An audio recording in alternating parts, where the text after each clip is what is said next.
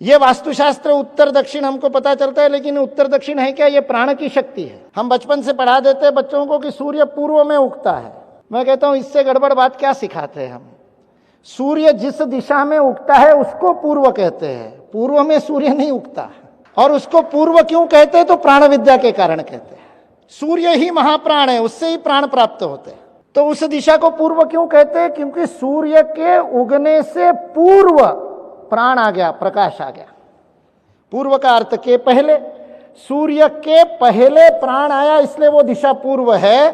सूर्य के जाने के बाद भी प्राण है, पश्च इसलिए पश्चिम है।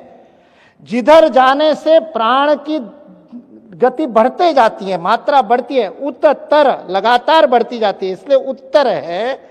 जिधर प्राण कम है इसलिए दक्ष, सतर्क रहने की आवश्यकता, इसलिए वो दक्षिण है। वही आग्नेय नैऋत्य में, पूरी पुस्तक अभी नहीं बता दूंगा।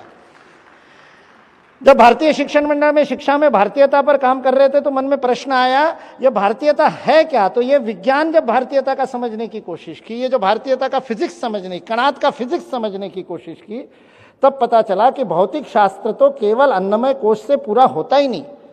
Bye only studying matter you cannot study physics, you need to understand the underlying energy.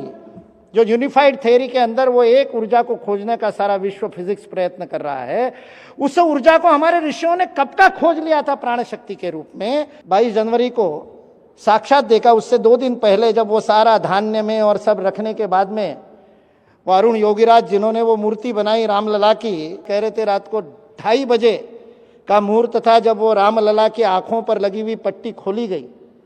Arun Yogiraj कहता है मैं सामने बैठा था, मेरे आंखों में आंसू आ गए, और वो साथ में जो कार्यकर्ता थे उनका हाथ पकड़ करके वो कंपित करके बोलता है, अरुण ये मूर्ति मैंने नहीं बनाई, ये मेरे रामलला नहीं है, क्योंकि मूर्ति का विग्रह बन गया था, पत्थर में प्राण प्रकट हो गया था। ये प्राण प्रतिष्ठा का विज्ञान भारत